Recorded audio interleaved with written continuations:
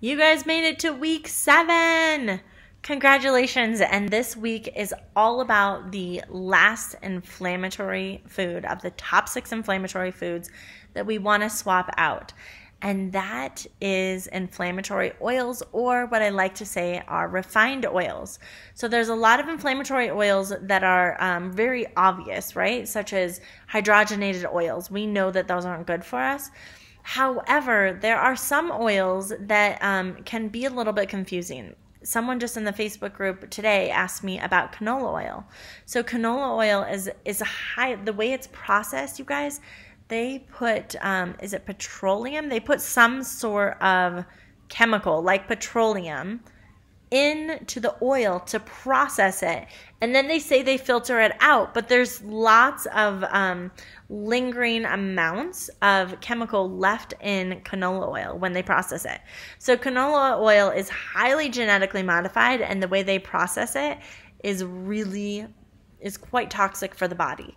So canola oil is something, probably the most common oil in somewhat health food products that you'll find. And you want to make sure you have an eye out for that, from pestos and hummus to chips or crackers. Really keep an eye out for canola oil.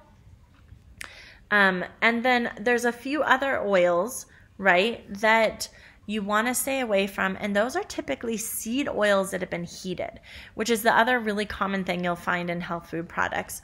So safflower oil, sunflower oil in particular, those are any sort of seed oil, if it's been heated, like in chips or crackers or bars, that causes an inflammatory response. Now, if you have a cold pressed hemp oil or flaxseed oil, right, a healthy omega-3, omega-6 oil, and you keep it in the refrigerator, you don't let it warm up, and you pour it on your salad or to put it in your smoothie, it has amazing health benefits.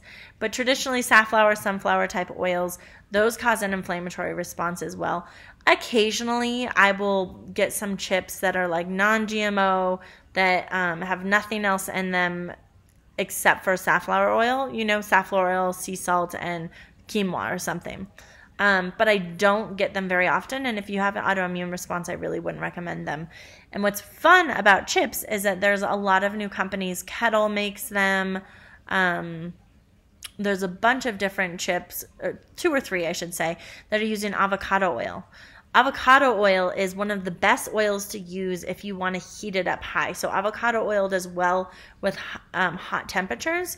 So if I buy my kids or my husband, and occasionally I'll have a little bit of like a potato chip cooked in avocado oil, because that oil can be heated high.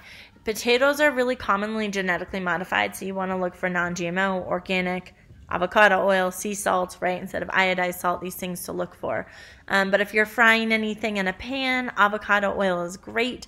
The next oil that can be heated pretty high that is good for you is coconut oil. Coconut oil is great for sauteing. It's okay. I don't think it's as great for like frying. You'll see some chips with coconut oil. I think avocado is lighter and does better. But coconut oil it's what we put on our toast. It's what I cook primarily with, because it has antibacterial, antiparasitic properties, and actually goes into your body and fights against inflammation. Those boulders and rocks, if you remember from our water lesson way back, it fights against the inflammation stuck inside our body. Coconut oil can help to detox the skin. It's great to use as a lotion. It's such an amazing product, and really, really healthy. And then the last oil that I recommend cooking with, and these are really the only 3 oils that I use at all, are what is it? Olive oil, of course. But I use extra virgin olive oil. I'm just seeing if I have one over here. And when this is a company, Genesis Kitchen, Genesis Kitchen. It's out of actually Whitefish, Montana, and they have a label from the Veronica Foods company. So Veronica Foods or Genesis Kitchen, it's the same olive oil. And why I love those is that they're cold pressed. So if you look for olive oil, you want to make sure it's extra virgin, cold pressed, organic olive oil.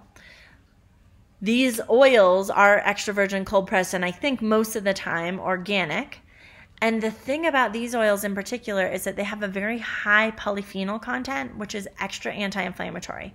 Now, what's important to know is that olive oil, just generally speaking, if you heat things up too hot in olive oil, the olive oil can go rancid, and it doesn't deliver the same benefits as if it's something you're putting on a salad or something you're just slightly sauteing but not heating up really hot. The Veronica oils and the Genesis kitchen oils come in amazing flavors with no processed sugar whatsoever, but they have oils like blood orange, and then they have vinegars, Cara white orange vanilla vinegar. Oh my goodness, you guys, those mixed together turns a salad into dessert. They have a cranberry pear vinegar. Is it a cranberry pear? No, it's a cranberry pear, vinegar. And then the olive oil, they have a Persian lime olive oil. So you can pair those together and make beautiful salads or put it in your smoothies. They have the lemon olive oil, lemon infused olive oil, and none of these have processed sugar. So a lot of infused olive oils or vinegars will sometimes have processed sugar in them. None of these do. So I just like to point that out. When I started using the Genesis kitchen oils, my world was rocked. It turns salad into dessert. I bake with the lemon olive oil because the Genesis or the Veronica olive oils have a high polyphenol content, you can heat them to a higher temperature than your average olive oil. So my lemon bars that you'll find the recipe in Piece of Cake, you guys are amazing if you use the lemon infused olive oil in the recipe. So good. I'm getting a little sidetracked. I think I'm hungry and want a yummy salad. But so while there's a bunch of different oils that don't work, it's kind of like processed sugar. There's a bunch of names of processed sugar. There's a bunch of oils that don't work very well. But what you do just want to look for is extra virgin coconut oil, extra virgin olive oil, or avocado oil. Those are the 3 oils I recommend. And people often people ask about butter. Occasionally I will do the grass-fed, grass-finished butter for my son because he loves that on his toast. I don't really cook with it for any other thing. Your body may tolerate that, but extra virgin extra virgin coconut oil is so good on toast. So the rest of our family loves that, and that's how we eat it. You can, if you're cooking or baking something and it calls for butter, you can swap it out for coconut oil all the time. I cook our eggs in coconut oil. Like, coconut oil is where it's at with our family. We love them. So that is what we're looking for, you guys. Again, become a renegade researcher, read the ingredients, and see what you can find to really get the refined oils out of your diet. And then congratulations, because you will have swapped out all of the top 6 inflammatory foods. You guys, this way of eating saved my life. It was a huge component of what saved my life, and drinking water and meditating. And so I'm deeply touched. I'm going to tear up.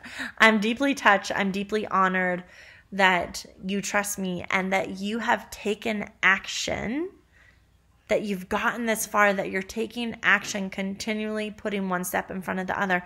That doesn't mean you're perfect. I was far from perfect. It took me, honestly, a couple of years, longer than any of my clients have ever taken, to adopt this way of eating. But it was the perseverance, the consistency, the continually taking a step forward, no matter how small, that brought me to this way of eating where this is how I eat. Like, I don't have to think about it. It's no effort. I don't have to like create mindset around it. It's just my lifestyle. It's the way I breathe. It's the way I eat. And it is beautiful. So that is where you all are headed. And I'm so excited to be on this journey with you. I love you guys, and have a beautiful day.